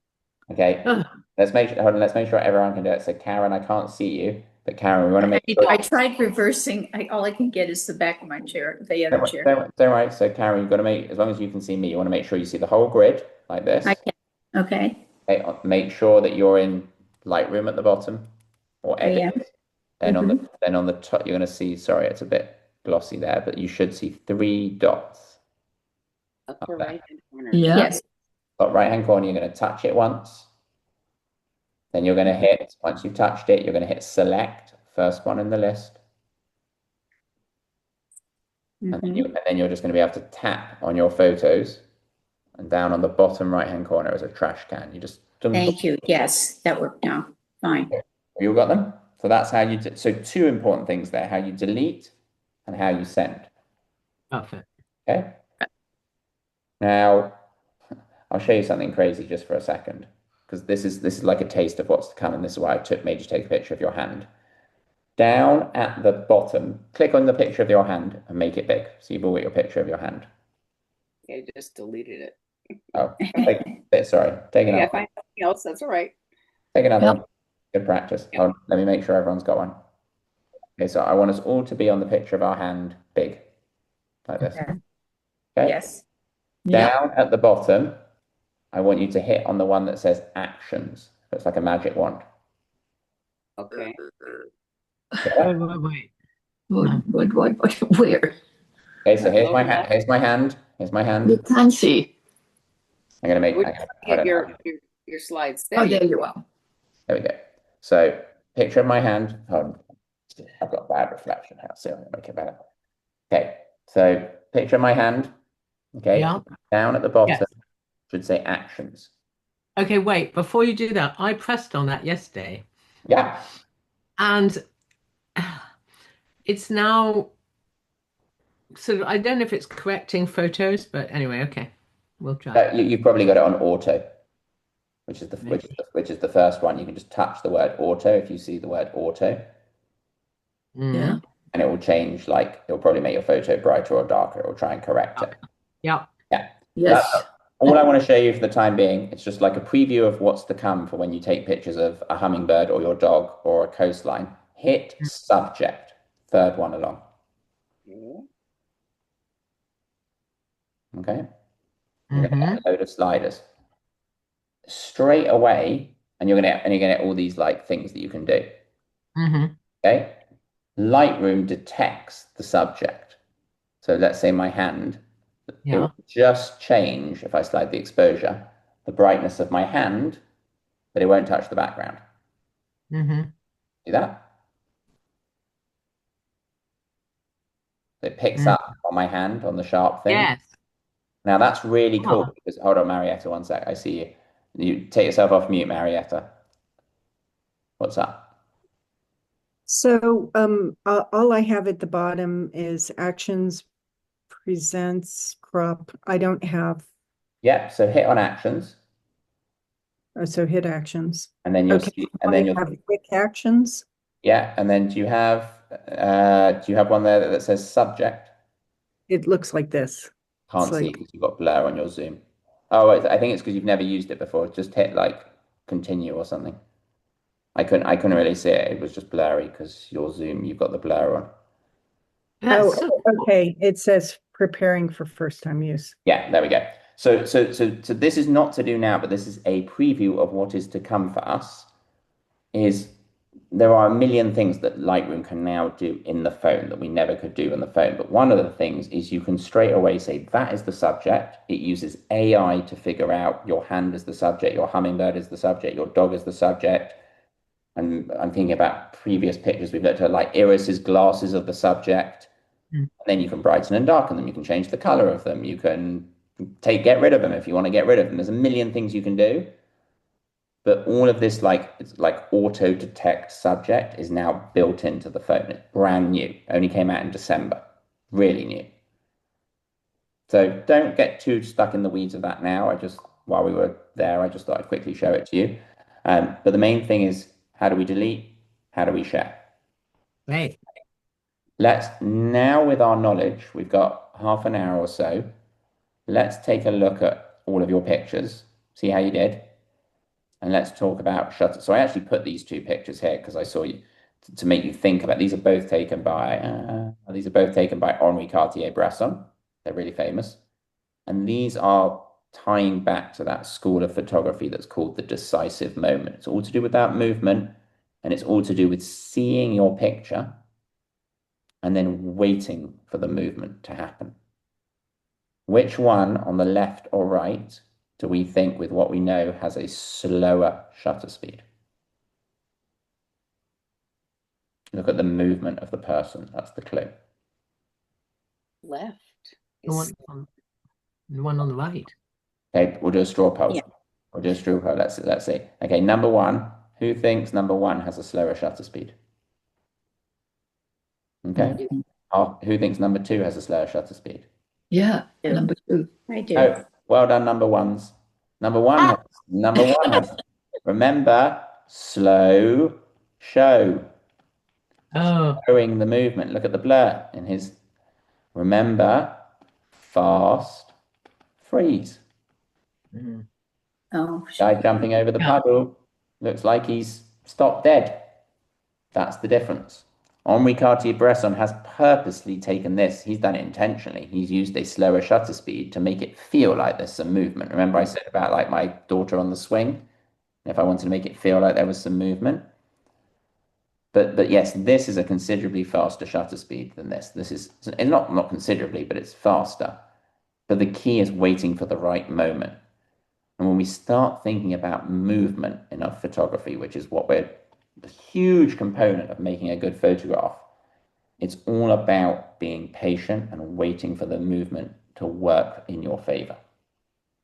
That's Henri Cartier-Bresson's decisive moment in a nutshell. You frame it, you see it, and then you wait.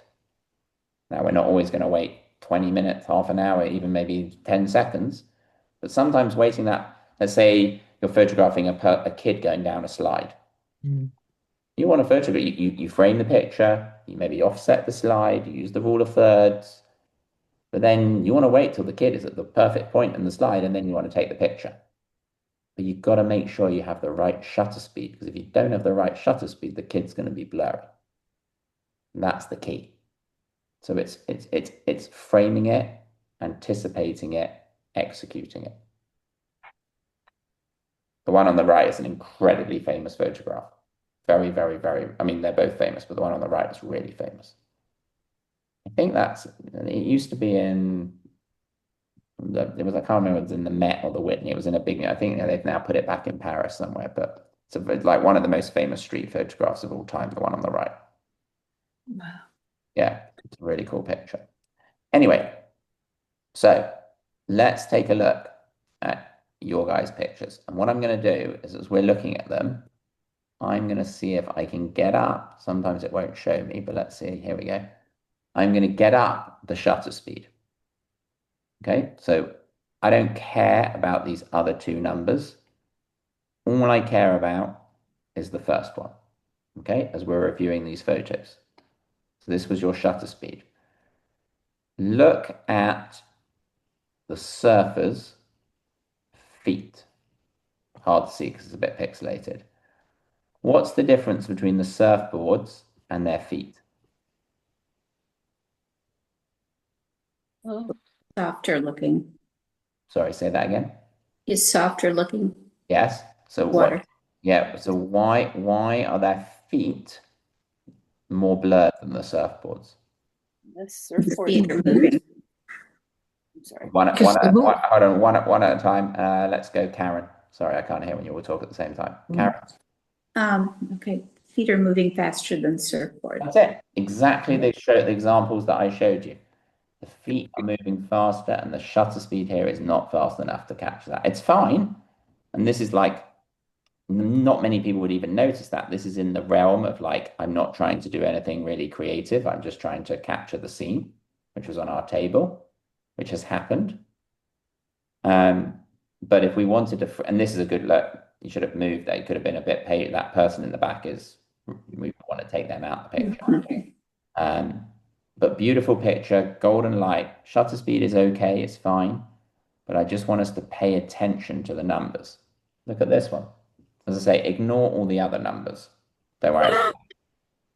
So this one, look how the water is starting to look pretty crisp.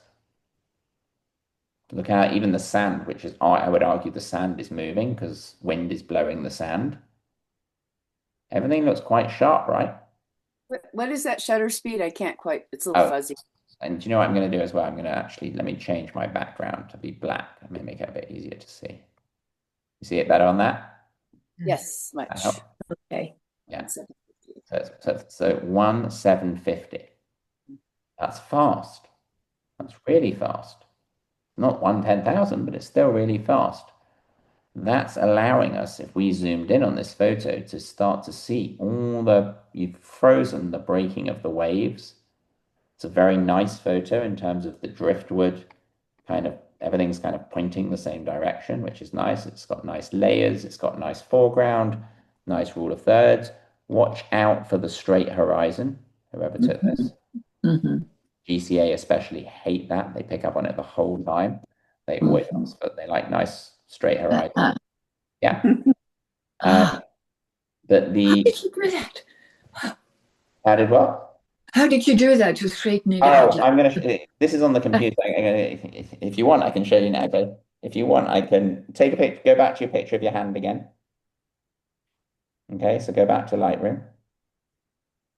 Yeah. Hold on. Okay. Let me get there with you. Okay, go back to the picture of your hand. All right. Okay, hit on the actions button at the bottom. So make your hand big. Hit on the actions button. And then the third one along on the same bar looks like, I'll draw the symbol for you. It looks like this. Oh, yeah. Yeah. That's the symbol for crop. Oh, yeah, I did that. You click on that. Yeah. Okay, then at the bottom, just underneath your picture, you'll see a 0. 0 degrees. Take your thumb and just like draw a moon shape, draw a semicircular shape, hovering over that 0. See it rotating? That's how to rotate it. Get it straight. So you go actions, the crop symbol, which is the third one along, and then just underneath the picture, I'm going to make myself big again so you can see this. Just underneath is this wheel here. And if you touch on this, it says like 0 degree. It doesn't say 0. Is this wheel. And when I tap on it, and look, I draw, look how my finger's moving in like that's rotating the horizon. It's rotating my picture. Oh my goodness. And that's how, if I've taken a wonky picture in my hand or of a horizon, I straighten it up. Yes. And all you do is hit the check mark on the bottom right-hand corner to set it. And that's it. Everyone managed to do that? Wow. Yes. No. Yes. Very cool. I got to actions. Yeah, and then look here, Marietta. So here's actions. I want you to choose this one. The one that has the dot underneath it. It's the symbol for crop. It's this guy here. Sorry about that. Tap it. And then underneath your picture it almost looks like a little compass thing, and you just literally grab it and you just move it left or right. And when you're happy, you hit the check mark at the bottom right-hand corner. That's it. That's rotating to correct straight horizons. Now, ideally, I'd love for you guys to get that right in the camera. But it's good to know that we can do it afterwards. And we're going to focus a lot of time and effort once we've got this camera stuff down, we'll kind of tag team improving camera, improving editing, improving camera, improving editing. I don't like to do all camera and all editing because otherwise it's kind of too siloed, because in truth, you do both together. Today, we focused a lot on obviously camera because we had to learn the theory of shutter speed. But you're going to see over these next few classes and continuing that I'm going to teach you more and more editing skills, which is great because the majority of them you can now even do on your phone, which is cool. But you can do them on your computer as well. You still a bit better on your computer, but you can do them on your phone. So this one, if we come back, nice. It was a fast shutter speed, which meant we saw some of the movement in the water. Look at this one. Don't worry about that. File can't be found. Look at the shutter speed here. 1/1000. That's why the duck's so crisp. That's why the water looks so clean. In fact, whoever took these, they sent me a few of these. I think they were all taken. I think it's the same person who took all three of these. Wow. But all capturing motion. Good rule of thirds. Let's take a look at the shutter speed on this one. Look, 1/1000. That's the key. The mistake would have been to take this picture at 1/125 or 1/200. This type would be a blur. Let's look at this one. Look how fast this one was. 1/8000. Insanely fast. He's really crisp. Part of the reason why whoever took this, well done, is because also remember the faster shutter speeds don't let in much light. So because this was photographing basically right into the sun, they needed to limit the amount of light that got to the camera. So they limited the amount of light by using a very fast exposure, fast shutter speed, which had the byproduct of nicely freezing the paddle border and the water. Okay, so hopefully when you look at the numbers now, it's starting to make a little bit more sense than it necessarily would have done at the start of today's class. Look at this one. This one's great. Whoever took this one. Who took this one? You here? Who took this one? Me, Iris. Iris, lovely. So excellent composition, like excellent placement of the, I mean, Iris has waited for the decisive moment for the surfer to be in exactly that right spot on the beach where there's that lovely beam of light. Really nice storytelling picture. On the rule of thirds, we kind of follow them out. Well done for getting 1/3 foreground, 2/3 sky. Nice job, Iris. Look at her shutter speed. 1/2500. The whole thing is sharp. Now, if I was being really harsh on Iris, which is not really fair of me with what we know so far, but if this was a intermediate advanced group who was sending me this picture, I'd say they didn't put their shutter speed fast enough to capture the sun.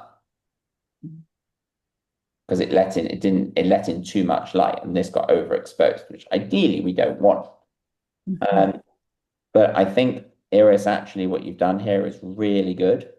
Composition, being patient, wait. Is this sunset, presumably? Yeah. Yeah, sunset. And just wait. And this is a real storytelling picture. Feels like really good. Nice job. And I like that you made the majority of the photo the sky, because that's where the drama was. Okay. Look at this one. Now, arguably, this guy, whoever photographed this one, 1/800th, this was perfect for when the bird wasn't moving. What do you think would have happened if the bird would have flown away and we were still on this shutter speed? Blurred. Yeah, he would have got blurred. The mistake here was we didn't set this is fine for this. It looks great. I love the composition. I love the photo. But if you'd been someone who wanted to get the bird in flight, this should have been more like 1/2000. Much faster. And I would have been taking pictures of the bird still at 1/2000, because remember I said it's very hard to react Right. You should always set your shutter speed to the fastest anticipated movement of your subject. Okay? A really nice job. Is it one of you guys here who took it? There's quite a lot of people who aren't here today, so. Yours, Marietta? No? I thought you put your hand up. Look at this one. Oh, Whoa. wow. Okay? Ah, So here there's something really like here the pelican's beak is pom pom pom pom pom picking out whatever this thing is it's eating, this fish. Now I would argue here this is me being really harsh, but look at the beak. Mm. Look at the difference in the beak and the feathers. mhm. Why is the beak more blurry? I've asked this question a lot just in different guises today. What's the difference between the beak in this particular picture and the pelican's body? Beak's moving Might be They're both moving, but what's the difference? faster. Shutter speed. You got it. The beak is moving faster than the body. The beak is pum pum pum pum pum pum eating and pecking away at this thing. The body is moving, but it's relatively stationary. So if we would have wanted to get the beak and the food that it's eating sharp, okay, I will do a straw poll. Does the shutter speed go here, number one, or does the shutter speed go here, number two? Okay, who thinks number one? Hands up. Okay, just Judy for number one. Okay, who thinks number two? Obviously, the rest of you. Judy is the anomaly, but Judy is correct. Well done, Judy. This is why, and I know I've been giving you these numbers for 2 hours, so it's a lot. Oh, You're gonna hate me, and you're gonna go away and you're gonna study these. So this is faster. That freezes. This is slower. This is going slower than 1/2000. I promise, as you play with this, the best way to practice this and to learn this is to literally go and find something that's moving. It can be a duck in a pond, it doesn't matter. And just take the same picture at 10 different shutter speeds and just watch what happens. Because that instantaneous feedback, look at this one. This one's really good. In fact, is that marine? I think that's Marine One. Oh no, it's the Marine helicopter. I thought it was the presidential helicopter. But look how this one, it almost looks like a toy helicopter. Doesn't look like it's moving. It's excellent. This is a fast shutter speed and fast enough to freeze the helicopter. Mhm. You can practice this with the aeroplanes in the sky. Look at this one. Pretty. Yeah. This is the Iris. Is this a fast or a slow shutter speed? I don't even know what it is. I can't tell. Okay, Wow. so I think it's the ocean and like lights from the ocean and everything, but this is an example of that intentional camera movement that we get, which is where you purposely, the photographers move their hand left to right to create this abstractness. But Isabella, is that a slow or a fast shutter speed? We need to do ICM. Can't hear you. You're on mute. Karen, help her out. Is it fast or slow? Karen's given up on me. Judy? fast. No. Slow. See, I don't get it. So I'm Slow This is so, hold on. Just remember, tattoo it to your mind. Slow is show, fast is freeze. That's it. If you can remember that, everything else is easy. We are you have to ask yourself here, is movement being shown or is it being stopped dead? It's being shown. Show movement, slow shutter speed. Freeze movement, fast shutter speed. All those bird ones we just looked at were fast shutter speeds. And I know it's not really fair of me to test you after giving you so much theory, but I'm trying to drive it home. Okay, look at this guy. oh, Okay, perfect example of like the deer looks perfectly sharp. Marietta, fast or slow shutter speed here? I would say it's a slower, but not super slow. Is the motion of the deer frozen or is it shown? Does the deer look like it's moving, or does it look like a statue? Oh, it looks like a statue. Okay. I mean, I guess it's not like 1/25, Yeah, but it which should. would make everything blurry. Yeah, it's 1/800. Right. So is that a fast, or what do we, if the deer looks like a statue, with the phrase I just taught you, Oh, so you said fast is in excess of 1/500, so it would be fast.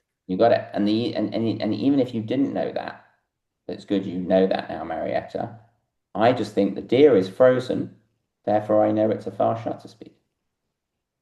I'm seeing no motion in the deer here. It looks like a taxidermy deer. It looks like looks like it's frozen. It's like a statue. So we just need to get in our head this whole fast, like you can go to the ocean. It's a great place to practice. You just go and play with waves and practice really fast shutter speeds and really slow shutter speeds and watch the difference in the movement of the water. The fast ones, you're going to be able to see every little dot of water. The slow ones, it's going to look like mist. And here, whoever took this, it was a good attempt, but it wasn't quite. This is kind of, you're in a halfway house. You're not quite showing the motion and you're not quite freezing it. Right. I think you were trying to freeze it, and this would have gone faster. 1/2000, 1/4000. Then I would have been able to see every little dot of water. So this was the most challenging, by far and away, the most challenging homework that I've set you guys. And unexpectedly, pretty much all of you made mistakes, which is fine. That's the best way we learn. Look at this one. This one's great in terms of the composition and the curves. It's a fast shutter speed, 1/2500, which means the water and the waves are nice and crisp. Now, in fact, in this picture, the subject is not really moving that much, which is the bark of the tree. The water is kind of incidental. But still, watch out. Who took this one? Watch out for Me, Iris. watch out for those straight horizons if you can. Yeah. But really nice composition. Well done for finding this interesting branch that kind of went up here. Kind of takes you down there a little bit. It's very, very nice. Really good on the composition and on the light. Excellent. And actually very good on the shutter speed. Really good. This is a well put together photograph. So this one of the fan. Simple photo. Okay. I'm hoping you don't get this wrong. If you can get this wrong, I'm going to whack my head against the table because I'm not doing my job. Okay, let's ask Judy. Okay, is this picture of a fan without even looking at the numbers, just looking at what the fan looks like? Is it a slow or a fast shutter speed? Slow. Yes, I'm doing my job. So we know it's slow because it's showing the motion. If I used a fast shutter speed, it would look like the fan wasn't even turned on. If you have a house fan, and you can practice this with a fan, and you can take 10 different pictures of the fan with different shutter speeds. This is the way that it really soaks in, and you'll absorb it of what it actually does. Look at this one. Now this one, interestingly, has a relatively fast shutter speed. I think this was yours, Marietta. Did you move your hand very quick? You must have moved your hand very quickly when you took this picture. Can you shake your hand around? Can you remember? Actually, that is snow. Oh, so it's I snow. don't know. Interesting. So hold on, what are we looking at here? Are we looking at the ground? But if you can barely see the plane in the back, but you can see Oh, the I see. snow. Oh, you're on an airplane. I'm in an airplane looking at an airplane. There it is. So you were stuck in a snowstorm on the airplane. Right. Were you stuck in all those terrible things a couple of days ago where everyone got grounded for like a day? We flew yesterday. This is in Colorado.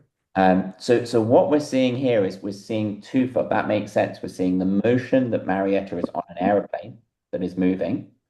We're also seeing the fact that there's a snowstorm outside. And we're seeing the fact that this airplane is about to probably take off, or it's moving. There's tons of movement. But no, actually, the plane is perfectly still, but the snow is moving horizontally. But this plane, I don't think is still. You think that plane is still as well? Well, it might be moving a little bit because we're passing by it. Yeah. But the key in what you're seeing here is that you're right, is the movement of the snow. It's a blizzard. essentially, right? Right. And Right. and the shutter speed was not fast enough to, much like the waves, was not fast enough to freeze that blizzard, but instead it showed it. Let me show you. I'm going to run out of time here. Let me show you. If it doesn't matter, if we can't get to everyone, that doesn't matter. Look at this one. Really pretty. Fast shutter speed. Great light. Where was this taken if you're here? Really nice Yep. picture. Iris. Where was it, Iris? This is lovely. Thank you. Where were you? Switzerland. Switzerland. Amazing. One of the best places in the world for light. The light is so clean and crisp. The color is great. And obviously everything nicely frozen. I want to have a look at some of these ones, which are Isabella's. Okay. So here's Isabella playing with the fountain. Okay. And actually Isabella sent another, I think, are these yours, Isabella, I think? Okay. I'm going to use the fountain one as an example though. Okay. 1/100. 1125. Now this was hard because you were shooting straight into the sun. You should have actually gone and stood around the other side of this fountain, as in the sun should have been behind you. So you made your life incredibly difficult by shooting into the light. 1/160th. Can you see how that's better? It's not perfect, but you're trending in the right direction. You just needed to go much faster. This, and also we're showing like it, just look at the difference in the water.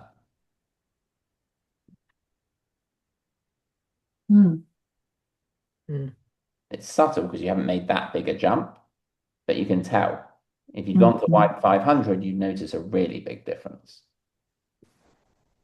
And same for like, look at some of these water. Here, one of you took this waterfall. This was a really good example. Some of, I know I'm not sharing everything today because some of them I don't think we need to talk about so much after what we've seen. Look at the difference in the water in these two, and look at the shutter speeds.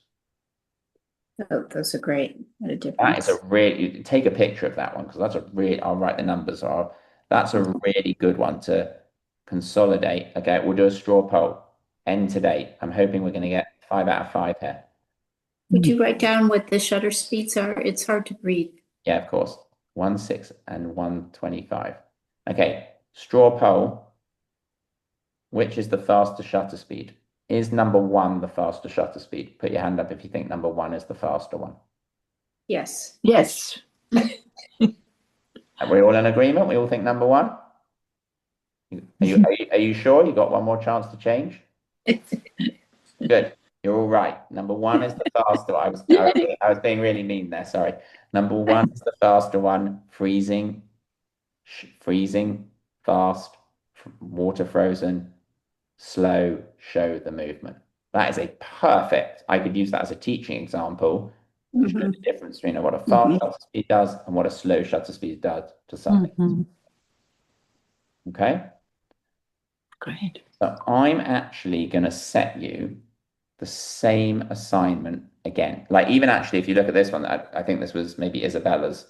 This, No, this is mine, Karen. oh, Karen. So you'll see the Yeah, I was change. trying, I misunderstood. I was trying to go for low, 1/160, 1/400 at the most. You can do whatever you want. I want you to experiment. There's no. It was letting in too much light. Yeah, but the key here is that the other numbers are trying to change to compensate from the fact you went 1/25th, 1/400. So you don't see that much difference. What you would see is if the clouds were moving faster, which they're not, but you're starting to see a little bit of the motion in the clouds here at the slower shutter speed. So it's good. But I think with what we've learned today, I hope, and as I say, I know it's a lot to take in, and please go back, review the recording, take your time, look at that table.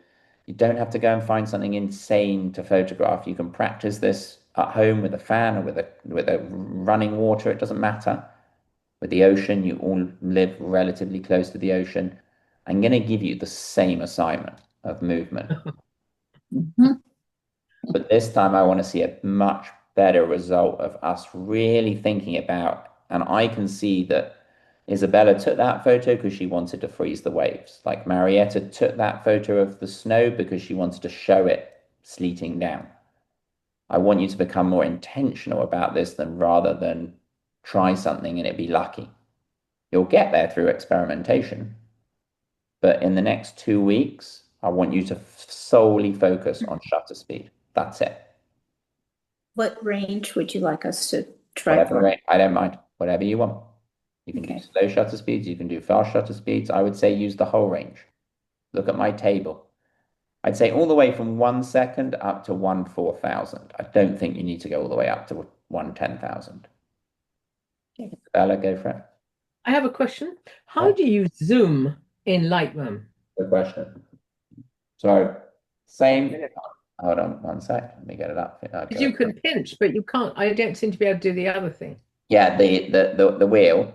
So It's gone. yeah, it has gone. And that's because in Lightroom they took it away because the algorithm of how it works in Lightroom is actually when you pinch, it still uses optical zoom. So you're fine to pinch. Oh. Okay. Oh. All right. But not when you're in the normal camera app. Yeah. Okay. And you'll Yep. actually see when you pinch, there should be a thing at the top that says zoom. And it like turns yellow. That shows you that you're using the optical zoom. Oh, yeah. Yeah, gotcha. Okay. Okay, so our next, well, let me have a look. Let's confirm. Our next class is on, so we've got two more, which is good. We've got Feb 9th and Feb 23rd. So you guys have got 2 weeks to practice.